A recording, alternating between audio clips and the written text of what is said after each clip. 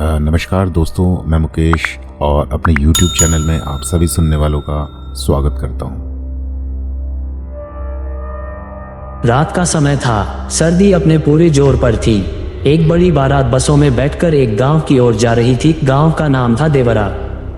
बारात में करीब 50 लोग थे। दूल्हा रवि, उसके दोस्त, रिश्तेदार, ढोल बाजे वाले, सब बड़े खुश थे। बस में म्यूजिक बज रहा था, लोग नाच गा रहे थे। किसी को अंदाजा नहीं था कि आगे क्या होने वाला है।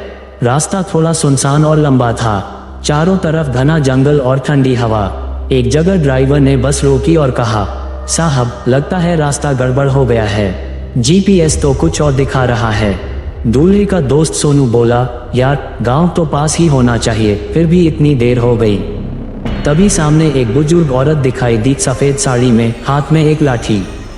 ड्राइवर ने बस से उतरकर उनसे पूछा, माई, ये देवरा गांव यहीं पास में है क्या?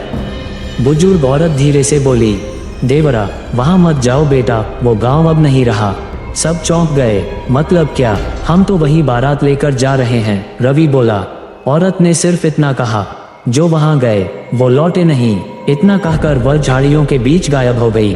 किसी ने देखा तक नहीं कि वो कब और कैसे चली गई। लोग थोड़ा घबरा गए, लेकिन किसी ने गंभीरता से नहीं लिया। सब ने सोचा शायद कोई पागल औरत थी। बस फिर से चल पड़ी। कुछ ही किलोमीटर बाद उन्हें एक टूटा फूटा बोर्ड दिखा, जिस पर मिटे हुए अक्षरों में लिखा था, देवरा गांव 2 किलोमीटर। रास्ता कच्चा था, लेकिन बारातियों ने कहा, इतनी दूर आए हैं, अब तो शादी करके ही लौटेंगे। जैसे ही बस गांव के पास पहुंची, सब कुछ एकदम शांत हो गया। ना कोई आदमी, ना कोई जानवर। पूरे गांव में अजीब सी सन्नाटा। चारों तरफ सूखे पेड़, जले हुए घर और वीरान गलियां। रवि बोला, यार, ये कैसा गांव है? कोई स्वागत करने नहीं आया। ड्राइवर ने कहा, शायद लोग मंदिर गए हों, चलिए थोड़ा आगे चलते हैं। बस जैसे ही गांव के बीच पहुंची, अचानक बस बंद हो गई। ना हॉर्न, ना लाइट, मोबाइल नेटवर्क भी चला गया। तभी एक बच्चा दिखाई दिया, जिसके हाथ में एक गुड़िया थी और उसका चेहरा बिल्कुल भावहीन। रवि ने खिड़की से झांककर पूछा, बच्चे, ये शादी वाला घर कहाँ है? बच्चा कुछ नहीं बोला, बस अपनी गुड़िया को घूरता रहा और धीरे से बोला, आप सब बहुत देर से आए हैं, अब लौट नहीं पाएंगे। बच्चे की बात सुनकर बस में सन्नाटा छा गया। अब लौट नहीं पाएंगे, ये शब्द सबके कानों में गूंजने लगे। रवि बोला, ये क्या बकवास है? ये बच्चा शायद डराने की कोशिश कर रहा है। सोनू ने मजाक में कहा, शायद किसी हॉरर फिल्म की शूटिंग चल रही है। लेकिन किसी को हंसी नहीं आई। ड्राइवर ने बार बार बस स्टॉप करने की कोशिश की, लेकिन इंजन बिल्कुल शांत। चारों ओर अंधेरा और ठंडी हवा। तभी गांव की एक गली से ढोल नगाड़ों की आवाज सुनाई दी। बारात के लोग चौंक गए।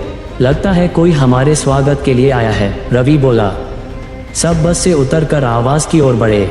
रास्ते में सूखे पेड़, जले हुए दीपक और काले धुएं की बू थी। गली के आखिर में एक पुराना टूटा फूटा हवेली जैसा घर था।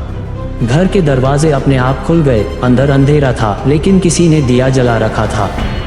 तभी अंदर से एक आदमी निकला, सफेद कुर्ता, माथे पर तिलक, लेकिन उसकी आंखें बिल्कुल काली और गहरी। उसने कहा, आइए दूल्हा राजा, बारात का इंतजार तो बहुत समय से था। रवि और बाराती कुछ समझ नहीं पाए, लेकिन जैसे किसी नशे में हो, सब अंदर चले गए। हवेली के अंदर टंगी घड़ियां उल्टा चल रही थीं। दीवारों पर अजीब चित्र बने थे, जैसे किसी की चीखें कैद हों।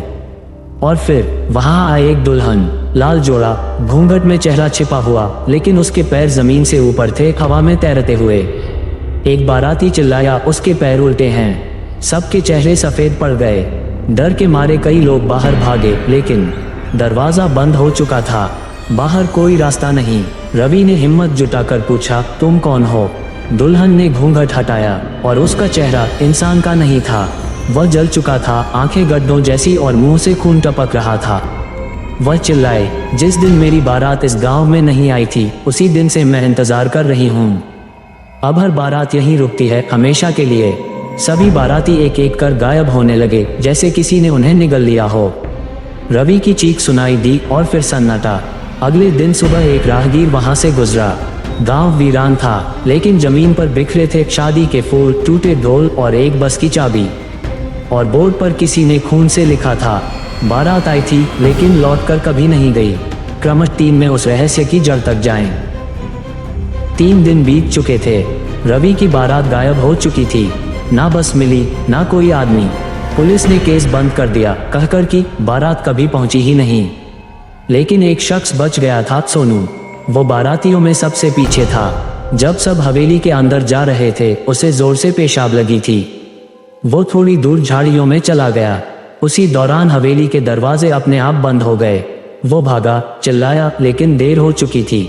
सोनू बेसुध हो गया। जब वो होश में आया तो गांव बिल्कुल खाली था। हवेली गायब, बस गायब, और बारात का कोई नामो निशान नहीं। वो पागलों की तरह दौड़ता रहा, पर हर रास्ता वापस हवेली की तरफ ही जाता था, जैसे गांव उसे बाहर निकलने ही ना दे। 3 रातें वह अकेला उस सुनसान गांव में रहा। हर रात को हवेली से आवाज आती, दूल्हा कहाँ है, मेरी बारात अधूरी है। सोनू ने ठान लिया वो इस रहस्य का अंत करेगा।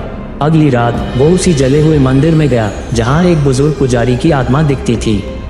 पुजारी की आत्मा ने उसे सच्चाई बताई। बरसों पहले इस गांव में एक लड़की की शादी होने वाली थी, लेकिन दूल्हा बारात लेकर नहीं आया। समाज ने उसे ताना मारा। लड़की ने खुद को आग लगा ली। उसकी आत्मा तब से हर उस बारात को बुलाती है जो इस रास्ते से गुजरती है। हर बारात, हर दूल्हा अब उसका होता है, हमेशा के लिए। पुजारी की आत्मा बोली, अगर इस चक्र को तोड़ना है तो दुल्हन की अधूरी विदाई करनी होगी। उसे अंतिम विदा देकर शांति दो। सोनू ने पूरी हिम्मत जुटाकर दोबारा हवेली ढूंढी, और इस बार वहां वो आत्मा फिर दिखाई दी। सोनू ने हाथ जोड़कर कहा, तू बदला ले चुकी है, अब अपनी विदाई पूरी कर। उसने पास के पीपल के पेड़ के नीचे एक छोटी सी चिता सजाई, दुल्हन की तस्वीर रखी और अंतिम संस्कार जैसा विधान किया। हवेली कांपने लगी, जमीन हिलने लगी, और फिर एक जोरदार चीख, मुझे मुक्त कर दिया, अब कोई बारात नहीं खोएगी। सुबह होते ही गांव गायब हो गया। सोनू होश में आया तो वो एक पक्की सड़क पर था, सामने पुलिस की गाड़ी थी। पुलिस ने बताया, तुम जंगल में बेहोश पड़े थे। आसपास कोई गांव नहीं था, बस एक पुराना टूटा हुआ बोर्ड मिला, देवरा गांव सावधान। रवि की बारात का कभी पता नहीं चला, लेकिन उसके बाद उस रास्ते से कोई बारात नहीं गई, क्योंकि अब बोर्ड पर एक और लाइन जुड़ चुकी थी, यहाँ एक बारात खो चुकी है, अगली बार तुम्हारी हो सकती है। दोस्तों, कैसी लगी ये कहानी अपने कमेंट देकर ज़रूर बताइए। मिलते हैं एक और नई कहानी के साथ, क्योंकि हर कहानी कुछ कहती है। नमस्कार।